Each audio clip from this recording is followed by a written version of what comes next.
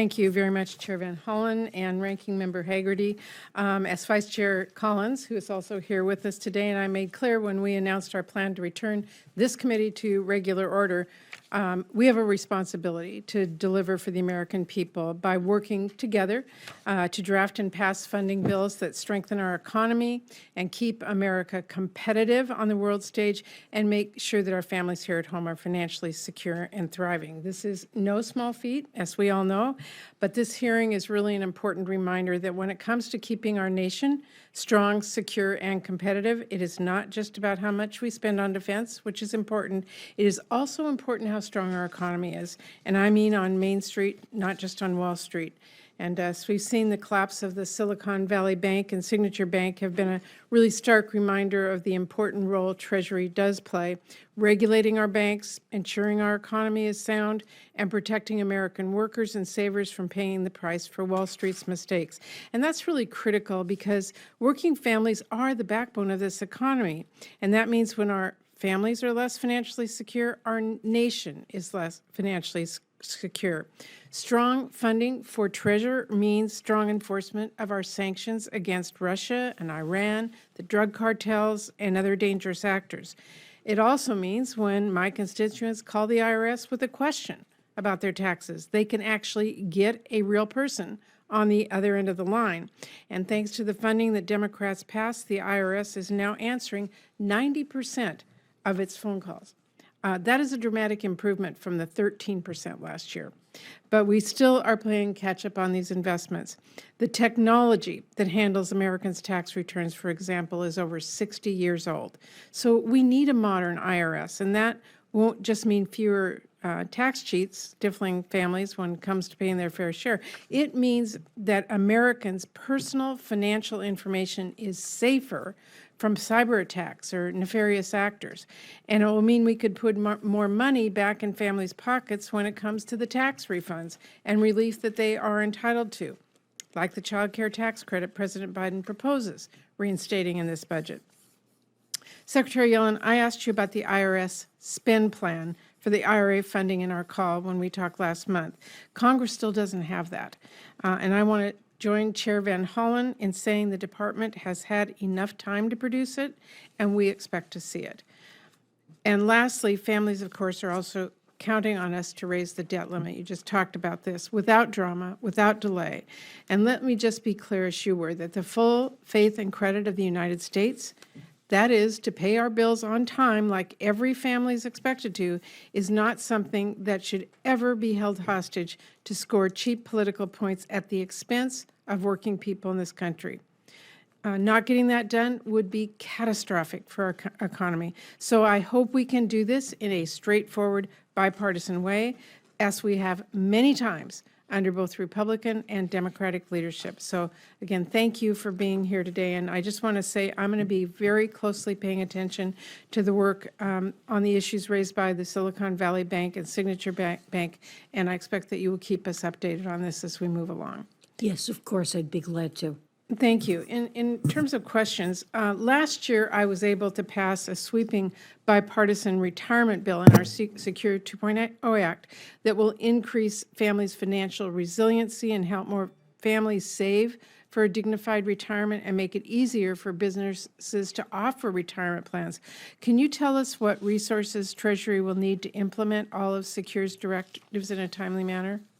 Yes, there are some resources that Treasury will need, and they're included in the 2024 budget. My understanding is that the Bureau of Fiscal Services will need about $10 million to complete their effort to digitize savings bonds. The Office of Tax Policy will need about $1.5 million to hire additional OTP, Office of Tax Policy staff to write the regulations and rules. And IRS will be faced with implementation of many of the features of this, and there's money included in the budget, I believe an additional $10.5 million for IT funds and an additional roughly $5.5 million. And this would go from fiscal '23 through '27 for additional lawyers in the chief counsel staff. Okay, thank you for that summary, and I'll be following that very carefully as we put this bill together. As I mentioned, I do expect from you a detailed plan about how the IRS is intending to use the IRA money. Without that, we're hearing all kinds of conflated things about 87,000 people in an army, kind of thing.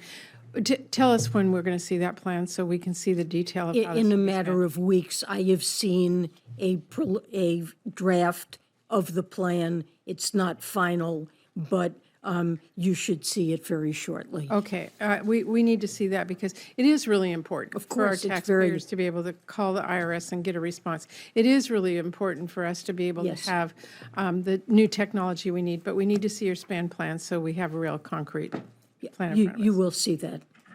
Okay, and finally, I know President Biden's '24 budget is rightly called a blue-collar blueprint to rebuild America. And that blueprint would not only help families with lower healthcare costs, but also invest in quality childcare, ensure giant corporations and billionaires pay their fair share, a lot more. But I wanted to ask you, do you think that the president's budget would increase inflation or put us on a path to fiscal ruin, as some of our colleagues have suggested? No, I don't. It does invest in America, in our people, in our economy, in ways that will make it more productive, but it proposes ways to pay for that. And in fact, over 10 years, it involves deficit reduction amounting to $3 trillion. So it puts us on a more secure and prudent fiscal path. Many of the investments that are proposed could be viewed as expanding supply. Senator Hagerty mentioned the importance of supply, and inflation's a matter of supply and demand, and the supply side of our economy is important. We know that private investment, capital formation matters, and that's what traditional supply-side economics has always focused on. I've coined the term modern supply-side economics. I believe the supply side of the economy is important, but there are other kinds of investments that are also critical, and that's what's included in this budget. Funding for education, human capital, investing in people, investing in Childcare so they can go to children, work. in Yep. childcare, early childhood education, enabling more people to work, investing in research and development that improve our technology and productivity. So there are very significant investments in our economy that will expand its capacity and ability to supply goods and services. Thank you very much. Thank you, Mr. Chairman. Thank you.